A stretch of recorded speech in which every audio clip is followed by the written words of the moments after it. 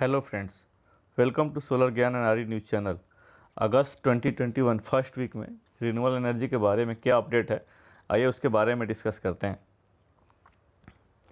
सबसे पहले मैं आपको ये बता दूं कि ये जो मैं न्यूज़ जो भी मैं अपडेट करता हूं रिन्यूएबल एनर्जी की न्यूज़ के बारे में, तो बेसिकली बहुत सारे जो एजेंसीज हैं, न्यूज़ एजेंसी है, उनसे मैं लेता हूं, जैसे मरकम, ईटी एनर्जी, सौर एनर्जी, पीवी मैगजीन, एमएनआरई की वेबसाइट है, मिनिस्ट्री ऑफ पावर की वेबसाइट है, जो कंसर्न रेगुलेटर है उनकी वेबसाइट है, मैं वहाँ से रेफरेंस लेता हूँ। तो आइए चलते हैं अपडेट पे।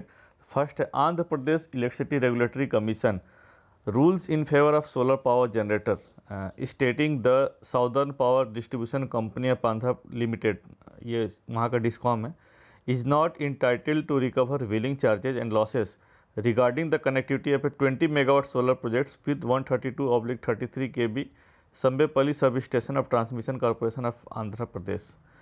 मैं इसका थोड़ा सा बैकग्राउंड बता देता हूँ सो दैट कि आप थोड़ा सा इसको समझ सकें। ये जो पावर जनरेटर है बेसिकली आदित्य बिरला ग्रुप है, 20 मेगावाट का सोलर पीवी प्रोजेक्ट्स लगाया वहाँ पर आंध्र प्रदेश में, और ये बेसिकली कैप्टिव पावर जनरेशन के लिए था। जो आदित्य बिरला ग्रुप के वहाँ पर दो सीमेंट प्लांट हैं, तो उनको सप्लाई करने के लिए था। तो जो प्रोजेक्ट लगा बेसिकली, तो उस प्रोजेक्ट से जो नियरेस्ट सब स्टेशन था, जो कि सब स्टेशन इसमें बताया हुआ है ये सामेपल्ली सब स्टेशन, वहाँ से डेडिकेटेड ट्रांसमिशन लाइन इस पावर जनरेटर ने कनेक्ट किया, और ट्रांसमिशन भी कनेक्ट किया प्लस, और ये सब स्टेशन है बेसिकली वहाँ का ट्रांसमिशन का सब स्टेशन है, ना कि डिस्ट्रीब्यूशन का है। तो डिस्कॉम ने इसके ऊपर बोला कि ठीक है, आपने प्रोजेक्ट लगाया इसलिए आपको व्हीलिंग चार्जेस भी देने पड़ेंगे। इसी के अगेंस्ट में वो रेगुलेटर के पास गया, पिटीशन फाइल की, तो रेगुलेटर ने सारे केस सुनने के बाद उसने बोला कि नहीं, व्हीलिंग चार्जेज आपको पे नहीं करने पड़ेंगे। क्यों? क्योंकि ये जो प्रोजेक्ट है, एक तो ये कि डिस्ट्रीब्यूशन लाइंस को यूज़ नहीं कर रहा है ये, दूसरा ये है कि ट्रांसमिशन सीधे ट्रांसमिशन सब स्टेशन को कनेक्ट कर रहा है। जो चार्जेज अप्लीकेबल होंगे वो चार्जेस ट्रांसमिशन के लिए चार्जेज जो होंगे वो अप्लीकेबल होंगे, ना कि व्हीलिंग चार्जेज जो होगा डिस्कॉम का वो अप्लीकेबल नहीं होगा इसके ऊपर।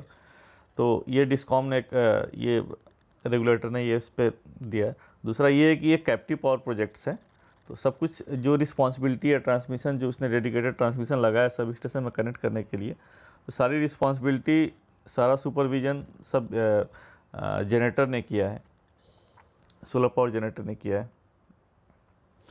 नेक्स्ट है KPI global commission 7.76 megawatt DC of solar projects for industries consumer. तो जो केपीआई ग्लोबल है बेसिकली ये आपका गुजरात में, ये बेसिकली गुजरात की बात हो रही है। गुजरात में इसने 7.76 मेगावाट डीसी का सोलर प्रोजेक्ट्स लगाया है, और इसके लिए 5 जो इंडस्ट्रियल कंज्यूमर है 5 है, आप देख सकते हैं। जैसे राजपूताना स्टेनलेस के लिए 3 मेगावाट का प्रोजेक्ट्स लगाया, ये 3 मेगावाट एसी, और इससे करस्पॉन्डिंग डीसी उसने लगाया 3.84 मेगावाट डीसी का लगाया। विक्रम नोवोटेक इंडिया 1.25 मेगावाट का एसी उसके लिए लगाया, जो कि इसके लिए जो डीसी लगाया 1.47।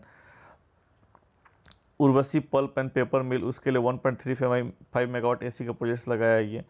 सचिन पेपर मिल्स 0.6 मेगावाट का लगाया। तो टोटल जो एसी कैपेसिटी लगी है 6.2 गीगावाट, और जो डीसी कैपेसिटी इक्विवेलेंट है उससे वो है 7.76 मेगावाट। तो केपीआई ग्लोबल ने ये 4 अपने जो इंडस्ट्रियल कंज्यूमर हैं उनके लिए प्रोजेक्ट ये लगाया है ये। नेक्स्ट है AMP energy secures $100 million for its 1.7 gigawatt of renewable energy portfolio. तो ये जो बल्कि एमजी एनर्जी है बेसिकली, इसने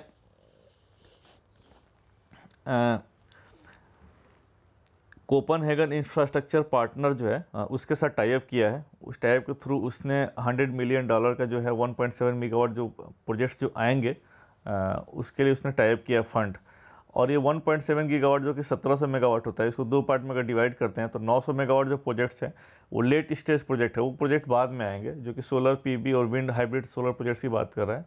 और जो एडिशनल 800 मेगावाट है वो अर्लियर स्टेज वाले डेवलपमेंट में, उनके लिए ये फंड है बेसिकली।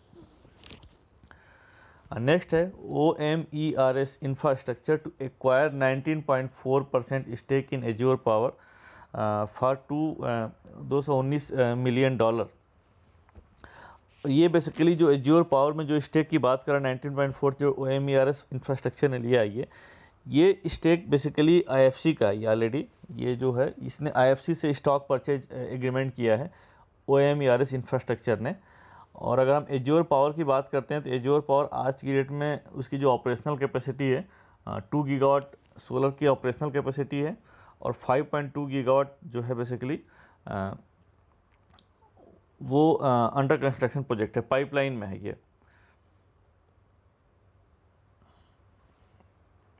नेक्स्ट है Messrs Torrent Power acquires 100% stake in 50 megawatt solar projects of Messrs Lightsource India in Maharashtra. ये जो 50 मेगावाट का जो प्रोजेक्ट्स है बेसिकली जो कि लाइट सोर्स इंडिया ने लगाया था, ये सेकी की 2000 मेगावाट की VGF स्कीम थी। उस VGF स्कीम में ये प्रोजेक्ट्स लगा हुआ है 50 मेगावाट का महाराष्ट्र में। उस 50 मेगावाट, और ये बेसिकली ये जो प्रोजेक्ट एग्जीक्यूट किया था लाइट सोर्स ने एक स्पेशल पर्पज व्हीकल के थ्रू, अपने SPV के थ्रू इस प्रोजेक्ट को एग्जीक्यूट किया था। उस पूरे प्रोजेक्ट को टोरेंट पावर ने परचेज कर लिया है, और इसमें बेसिकली कुछ VGF जो है वाइबिलिटी के फंडिंग का कंपोनेंट भी है, तो वो भी ट्रांसफ़र हो गया है। Next, Madhya Pradesh Urja Vikas Nigam limited has invited bids to select developer to set up 225 megawatt off grid connected solar projects under component A of PM Kusum program. तो बेसिकली ये MPUVNL ने PM कुसुम के कंपोनेंट ए के अंतर्गत 225 मेगावाट का जो टेंडर निकाला है। बेसिकली थोड़ा सा मैं आपको यहाँ पर डेट कर दूँ कि जो PM कुसुम है ministry of new and renewable energy का एक स्कीम है, उसमें 3 कंपोनेंट है, component A, component B, component सी।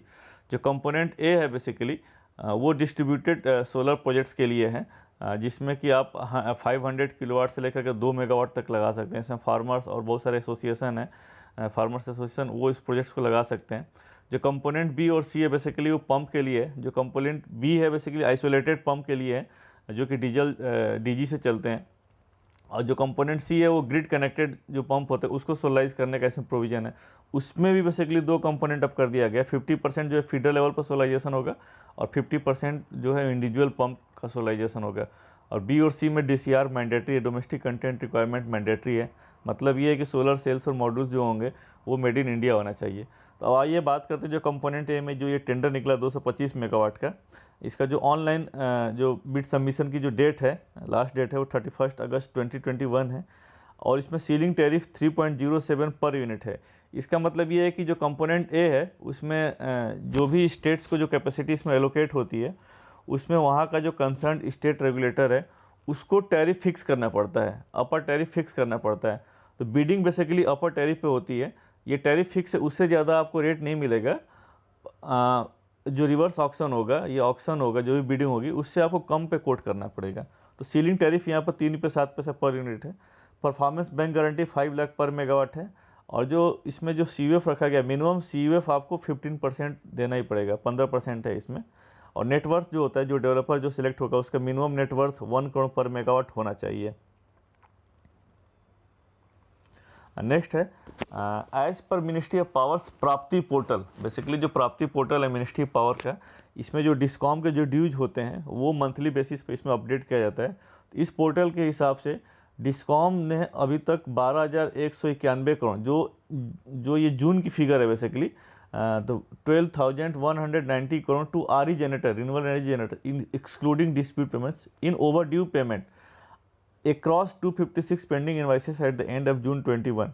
तो बेसिकली जून 2021 तक जो RE जनरेटर्स का जो पेमेंट ड्यू है डिस्कॉम के ऊपर वो 12,191 करोड़ है। नेक्स्ट है Karnataka regulator retains generic tariff of 3.26 per unit for wind projects in financial year 21-22। इसमें क्या है कि बेसिकली विंड के लिए है, और ये पिछली साल भी ये टैरिफ 3.216 पर यूनिट था, जिसको इस बार भी रेगुलेटर ने इसको रिटेन कर लिया है। और एक्चुअली इसमें क्या है, ये भी एक्चुअली सीलिंग टैरिफ है। ये अब मैंडेटरी है, रेगुलेटर ने मैंडेटरी कर दिया कि जो भी विंड प्रोजेक्ट्स आएंगे कर्नाटका में वो भी अब कॉम्पिटिटिव बिडिंग के थ्रू आएंगे, बिडिंग रूट में ही आएंगे। लेकिन ये सीलिंग टैरिफ है, ये मतलब इससे ऊपर टैरिफ आपको कोट नहीं करना पड़ेगा। जो भी ऑक्शन होगा या जो बिडिंग होगी इस अपर टैरिफ पर बिडिंग होगी। हालांकि इसके अगेंस्ट में जो इंडियन विंड एनर्जी एसोसिएशन है IWEA है, उसने अभी एप्टेल में पिटीशन फाइल किए। तो ये जो आउटकम है, ये जो कर्नाटका रेगुलेटर ने, it is subject to the outcome of the APTEL. जो टैरिफ, जो अपर सीलिंग टैरिफ फिक्स किया है। नेक्स्ट है Tata power Delhi distribution limited TPDDL has met its entire RPO for financial year 2021 in Delhi. ये बेसिकली ये दिल्ली की डिस्कॉम है, Tata power Delhi distribution limited. हाँ, ये हम सबको पता है कि जो डिस्कॉम होता है, जो ऑब्लिगेटेड एंटिटीज होते हैं, उनको ये मैंडेटरी होता है RPO कंप्लायंस फुलफिल करने के लिए। जो ऑब्लिगेटेड एंटिटी होते हैं मेजॉरिटी 3 होते हैं, कैप्टिव, ओपन एक्सेस कंज्यूमर और डिस्कॉम। जो कैप्टिव होते हैं 1 मेगावाट एंड अबव, अगर अपने कंज्यूम के लिए अगर कोई थर्मल प्लांट लगाते हैं, non fossil fuels fossil fuel based पर अगर प्लांट लगाते हैं, तो उनको मैंडेटरी होता है कि कुछ परसेंटेज जो होता है आपको RPO compliance, renewal purchase obligation compliance fulfil करना है। अगर आप सर्टिफिकेट लीजिए या आप पावर परचेज करिए। सेम ओपन एक्सेस कंज्यूमर पे भी है। 1 मेगावाट एंड अबव पर अगर कोई ओपन एक्सेस कंज्यूमर है और उसका जो पावर टाई अप है वो थर्मल पावर प्लांट है, तो उसमें ये मैंडेटरी होता है कि आप जो है कुछ परसेंटेज, जो कि रेगुलेटर फिक्स करता है, कुछ परसेंटेज आपको रिन्यूअल परचेज ऑब्लिगेशन करना पड़ेगा, RPO कंप्लायंस फुलफिल करना पड़ेगा। सेम डिस्कॉम के साथ भी है। तो डिस्कॉम भी ऑब्लिगेटेड एंटिटी है, तो डिस्कॉम जो रेगुलेटर होता है, जो जिस स्टेट्स का रेगुलेटर होता है, कंसर्न रेगुलेटर होता है, वो मिनिमम परसेंटेज फिक्स करता है। तो इसमें टाटा पावर ने 2000 मिलियन यूनिट्स का RE पावर बेसिकली परचेज किया, इंक्लूडिंग हाइड्रो, और इसने एक्चुअल पावर परचेज किया। कई जगह होता है कि आप फुलफिल नहीं कर पा रहे हैं, तो आप रिन्यूएबल एनर्जी सर्टिफिकेट परचेज कर लीजिए RPO कंप्लायंस फुलफिल करने के लिए। तो टाटा पावर ने यहाँ पर REC सर्टिफिकेट परचेज नहीं किया, एक्चुअल पावर परचेज किया। सारी जो पावर एक्चुअल पावर के थ्रू मीट किया उसने RPO कंप्लायंस को। Next, Vedanta aluminium has purchase 354 million units of renewable energy in financial year 21-22 from the Indian energy exchange green term ahead market. तो ये इससे पता चलता है कि जो आज की डेट में जो कंपनियां हैं वो भी कितनी अवेयर हैं या कितना कॉन्शियस हैं रिन्यूएबल एनर्जी को प्रमोट करने के लिए। Next, JLTM energy has signed a corporate PPA power purchase agreement with Alstom to build a 300 kilowatt solar rooftop system at Alstom factory in Coimbatore, Tamil Nadu. Next है, Uttar Pradesh commission approves rupees 3.29 per unit tariff for a 150 megawatt floating solar projects. इसका थोड़ा सा मैं background बता देता हूँ। ये वैसे हालांकि जो 150 मेगावाट फ्लोटिंग सोलर प्रोजेक्ट्स अब तक इंडिया के सबसे लार्जेस्ट फ्लोटिंग में टेंडर है, प्लस अगर ये प्रोजेक्ट एग्जीक्यूटिव हो जाएगा तो ये अब तक का सबसे लार्जेस्ट ये प्रोजेक्ट होगा फ्लोटिंग में, और ये अंडर कंस्ट्रक्शन स्टेज में है। ये इसका बैकग्राउंड ये है कि solar energy corporation of India जो है सेकी ने ये टेंडर इशू किया था, मार्च 2018 में ही किया था, केवल 100 मेगावाट के लिए। फर्दर इसमें कैपेसिटी रिवाइज करके 150 मेगावाट कर दिया गया था। इसके बाद जो इसका है रिवर्स ऑक्शन नवंबर 2018 में हुआ था, और जिसमें कि 100 मेगावाट जो है रीन्यू पावर के मिला था और 50 मेगावाट सपूरजी पोलंजू के मिला था ये।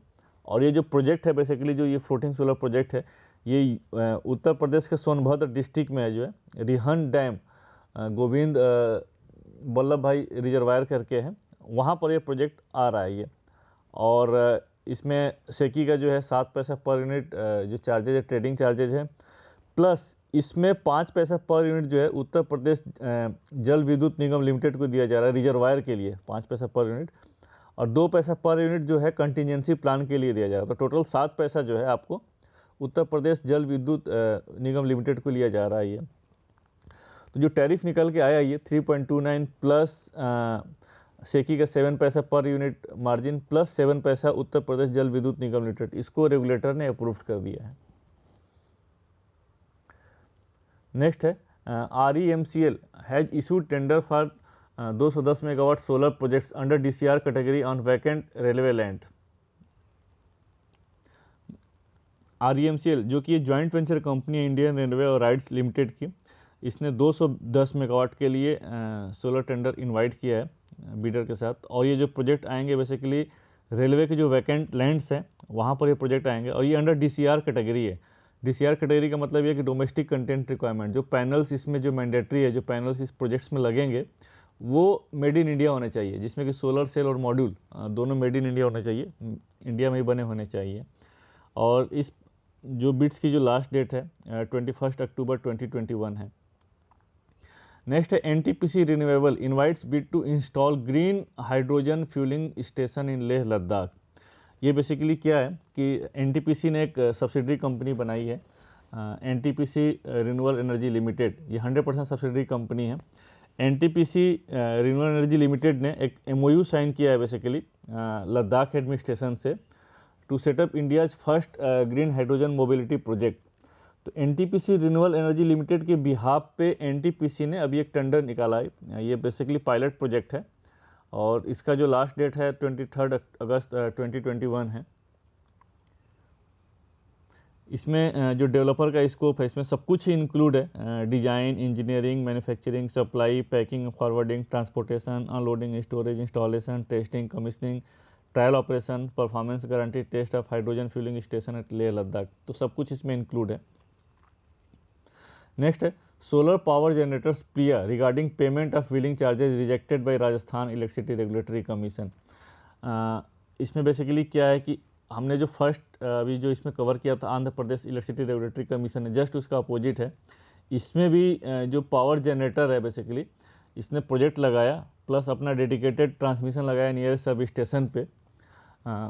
उसके अगेंस्ट में जो डिस्कॉम है, डिस्कॉम ने व्हीलिंग चार्जेस बोला कि आपको 1 पैसा पर यूनिट देना पड़ेगा। उसके अगेंस्ट में रेगुलेटर के पास गया तो रेगुलेटर ने इस चीज़ को रिजेक्ट कर दिया और डिस्कॉम जो है डिस्कॉम को इसने एक्सेप्ट कर लिया कि नहीं ठीक है आपको व्हीलिंग चार्जेस मिलेगा।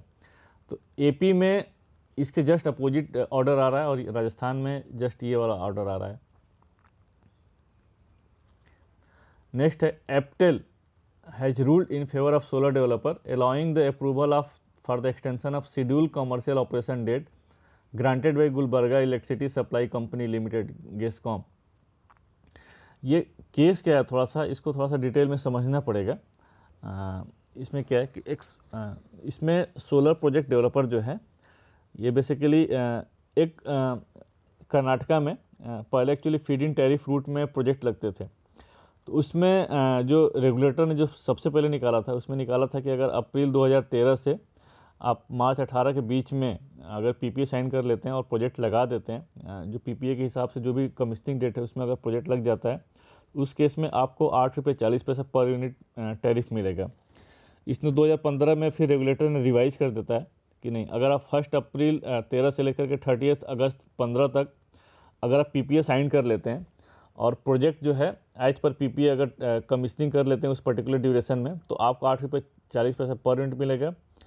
और अगर 1 अप्रैल 2015 से लेकर के 31 मार्च 18 के बीच में अगर पीपीए साइन कर लेते हैं और जो कमीशनिंग है एज पर पीपीए अगर टाइमली कर लेते हैं उस केस में आपको 6.51 रुपये पर यूनिट मिलेगा।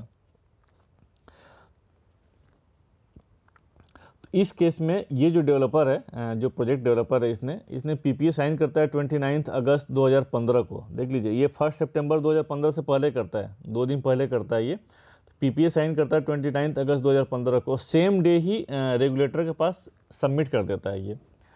लेकिन रेगुलेटर जो इसको अप्रूवल देता है पीपीए पर 7 सितंबर 2015 को देता है, मतलब ये 1 सितंबर के बाद देता है।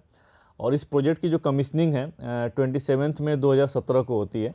तो जो शेड्यूल कमीशनिंग डेट है उससे थोड़ा सा ज़्यादा होता है इसमें। तो इस कंसीडर को लेकर के जो वहाँ पर जो कंसर्न डिस्कॉम है, जो कि इसमें Gulbarga electricity supply company limited है, इसने डिले के लिए एक तो पेनल्टी लगा दिया, दूसरा जो टैरिफ है टैरिफ रिवाइज कर दिया। इसका टैरिफ रिवाइज करके 4.36 पर यूनिट कर दिया। एज पर जो कॉन्ट्रैक्ट होगा अगर आप डिले करते हो तो उसमें पेनल्टी तो लगेगी, साथ साथ टैरिफ ही रिवाइज हो जाएगा। उसी के अगेंस्ट में ये रेगुलेटर जो state regulator Karnataka electricity regulatory commission ने पिटीशन फाइल की थी। तो रेगुलेटर ने भी जो डिस्कॉम के चीज़ों को ही इसने एक्सेप्ट कर लिया। फिर उसके अगेंस्ट में ये एप्टेल के पास जाता है। ये एप्टेल ने जो सोलर पावर जनरेटर है उसके फेवर में उसने देता है कि नहीं, आपको जो टैरिफ है टैरिफ 8.40 रुपये ही देना पड़ेगा। बेसिकली जो डिले हुआ है, delay is not part on the developer. Delay जो है बेसिकली ये डिस्कॉम और रेगुलेटर के पार्ट पे हुआ है, पीपीए अप्रूवल वाले प्रोसेस पे हुआ है।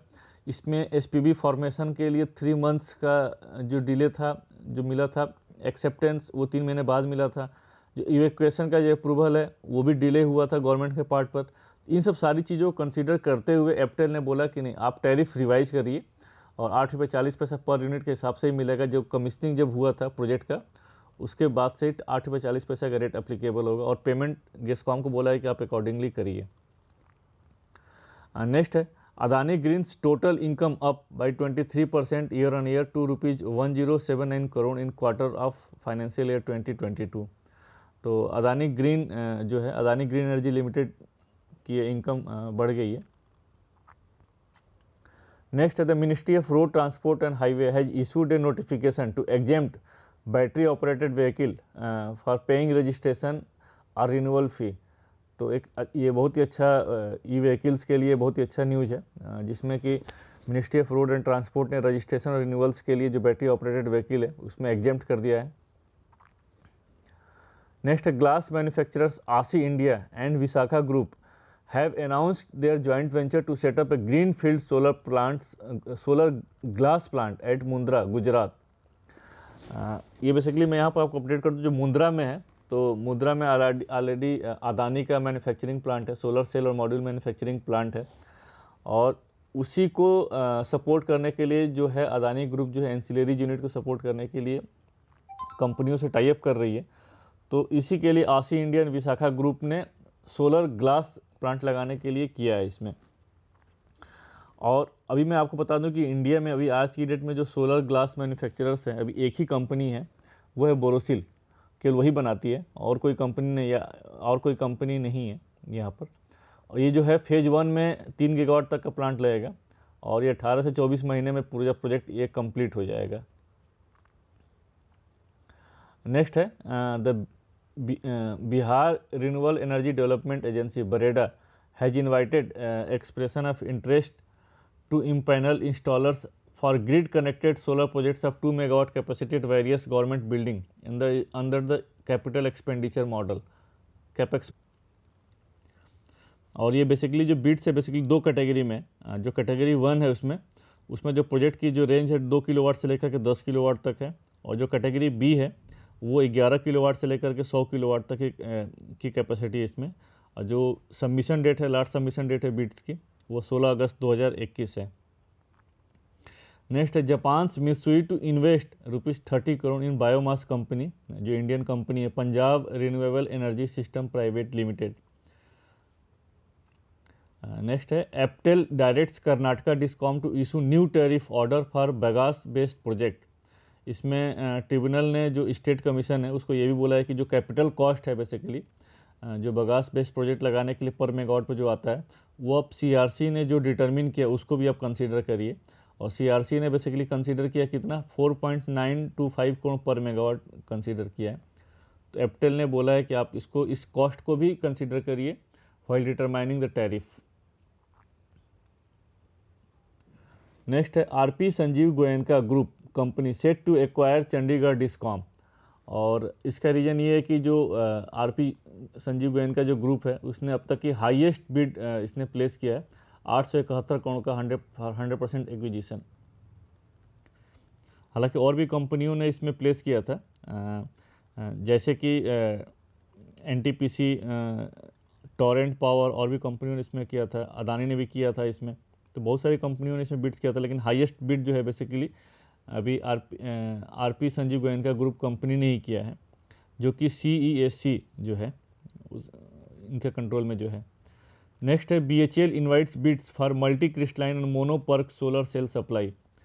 अभी BHEL has invited bid to enter into MOU memorandum of understanding with vendor for procuring multi crystalline and mono crystalline passivated emitter and rear cell PERC बोलते हैं इसको हम लोग, cell for manufacturing solar module to meet the annual capacity of 200 megawatt.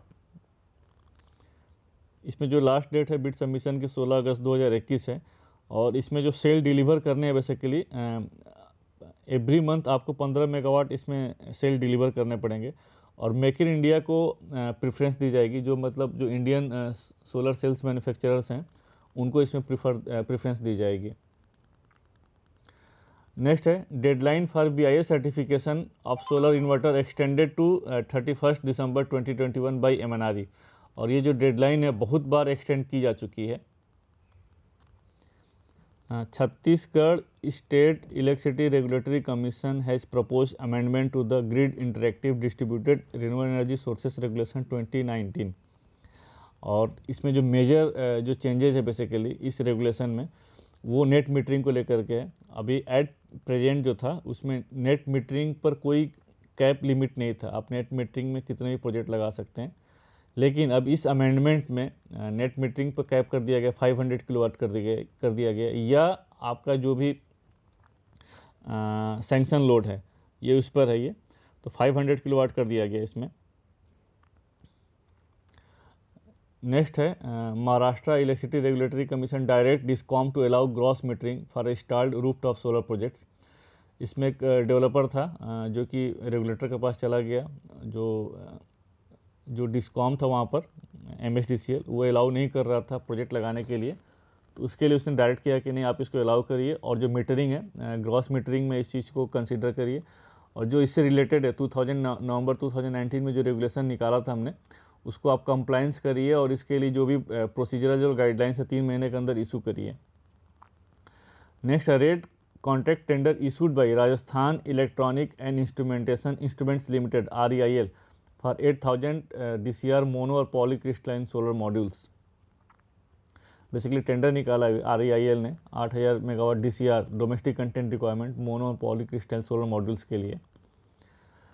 Next है as per American clean power association United States of America added 26 gigawatt of renewable power in 2020। तो America ने total, United States of America ने total 26 gigawatt के आसपास RE add किया है 2020 में। और अगर 26 गीगावाट का हम लोग ब्रेकअप करते हैं तो जिसमें 16.8 गीगावाट जो है विंड प्रोजेक्ट्स हैं, 8.9 गीगावाट के अप्रॉक्सीमेटली सोलर प्रोजेक्ट्स हैं, और 760 मेगावाट जो है बैटरी स्टोरेज प्रोजेक्ट हैं। नेक्स्ट है APTEL directed TANGEDCO and Tamil Nadu state load dispatch centre to compensate the developer for further curtailment of power jointly. ये बहुत ही लैंडमार्क जजमेंट है इसमें। और अगर आप देखेंगे तो तमिलनाडु और AP और कुछ और भी पर्टिकुलर स्टेट्स है जहाँ पर बहुत ज़्यादा कर्टेलमेंट की जाती है सोलर और विंड जनरेटर्स को, साइटिंग रीजर की ग्रिड सिक्योरिटी को प्लिया बना करके। तो इसी के अगेंस्ट में वहाँ पर रेगुलेटर के पास गए, जो डेवलपर्स है वहाँ पर रेगुलेटर के पास गए, तो रेगुलेटर ने फेवरेबल डिसीजन नहीं दिया। फिर उसके अगेंस्ट में एप्टेल में गए, एप्टेल ने बोला कि नहीं आप मस्ट एंड स्टेटस को कंसीडर करेंगे, और उसने एक क्राइटेरिया फिक्स कर दिया है कि अगर ग्रिड इस पर्टिकुलर फ्रीक्वेंसी रेंज में है, इस पर्टिकुलर वोल्टेज रेंज में है, ग्रिड में कोई अगर इशू नहीं है, फिर कर्टेलमेंट अगर होती है तो जो कर्टेलमेंट होगी उसके अगेंस्ट में आपको जितना डीम्ड जनरेशन जनरेट होगा उसको आपको पेमेंट करना पड़ेगा। और पोसोको को भी बोला है कि आप इसमें डिटेल जो भी है वेरीफाई करके दीजिए। फिलहाल जो तमिलनाडु के लिए जो केस है इसमें एप्टेल ने ये बोला है कि जो 1 मार्च 2017 से लेकर के 30 जून 2017 तक है, जो PPA रेट था उस PPA रेट के हिसाब से 75% जो है आप जो है अलॉन्ग विद 9% इंटरेस्ट पेमेंट करिए। और फर्दर उसके बाद वाली जो डेट है उसको आप डिटेल वेरीफाई करके, जो 31 अक्टूबर 2020 तक है उसको फर्दर वेरीफाई करके आप ट्रिब्यूनल को सबमिट करिए और इसके अकॉर्डिंगली पेमेंट करिए। पोसोको को रिपोर्ट बोला है। फर्दर ये डायरेक्ट दिया है कि जो पब्लिकेशन है सारे जो जितने भी स्टेट्स रेगुलेटर हैं प्लस जितने सेंट्रल गवर्नमेंट की एजेंसी है, ministry of new and renewable energy MOP, उन सबको सर्कुलेट करिए। नेक्स्ट है as per Bridge to India's Q1 2021 report the cumulative commercial and industrial solar capacity stands at 10,485 megawatt as on 31 March 2021। और अगर इसमें जो C&I जो रिन्यूएबल कैपेसिटी की बात कर रहे हैं, इसमें ये open access, solar open access, wind और सोलर रूफटॉप सारा इंक्लूडेड है। और टोटल अगर हम RE की बात करते हैं, ओपन एक्सिस जो C&I कंज्यूमर्स हैं वो टोटल 17,800 मेगावाट 31 मार्च 2021 तक कैपेसिटी लग गया। ये as per Bridge to India report है। इसका मतलब ये है कि अगर टोटल 31 मार्च 2021 तक अगर इंडिया की total install capacity around 40 gigawatt के आसपास थी, तो 40 गीगावाट में मोर देन 10 गीगावाट तो ये C&I कंज्यूमर ओपन एक्सिस और ये सब रूफटॉप कैटेगरी में लगा। ये तो एक बहुत ही पॉजिटिव रिस्पांस है कि कॉमर्शियल और इंडस्ट्रियल कंज्यूमर जो है रिन्यूएबल एनर्जी के फील्ड में काफ़ी एग्रेसिवली आ रहे हैं। और ऐसा नहीं है कि इन्वायरमेंटल फ्रेंडली है या इन्वायरमेंट को करने के लिए ये कॉमर्शियली वायबल भी है, ये भी एक बहुत बड़ा रीज़न है। Next, Australia based Fortescue Future Industries FFI has signed an agreement with JSW future energy limited to explore green hydrogen development and use in industrial and transport sector in India.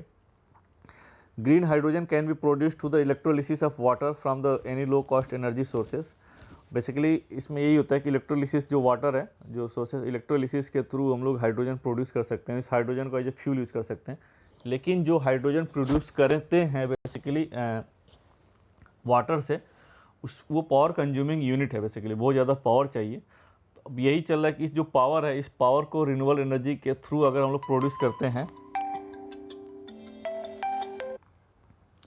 तो जो water से electrolysis के through हम लोग जो hydrogen produce करते हैं, जो एज ए फ्यूल यूज़ करेंगे, अगर ये जो पावर यूज़ करेंगे, जो हम लोग कन्वेंशनल पावर अगर यूज़ करते हैं, फॉसिल फ्यूल वाला पावर यूज़ करते हैं, तो ग्रीन हाइड्रोजन तो हुआ ही नहीं।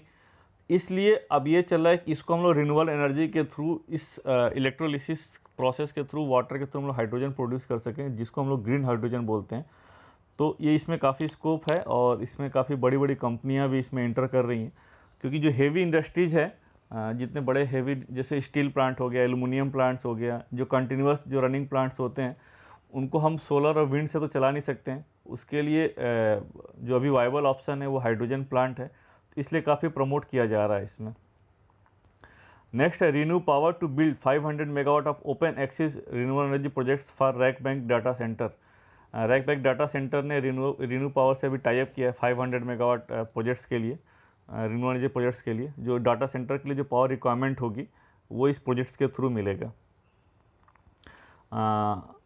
होप दोस्तों मेरा ये अपडेट आपको अच्छा लगा हो। अगर आपको अच्छा लगा तो आप इसको लाइक करिए, सब्सक्राइब करिए, अपने दोस्तों को भी फॉरवर्ड करिए। तब तक के लिए फिर मिलते हैं नेक्स्ट वीडियो में। Thank you. जय हिंद।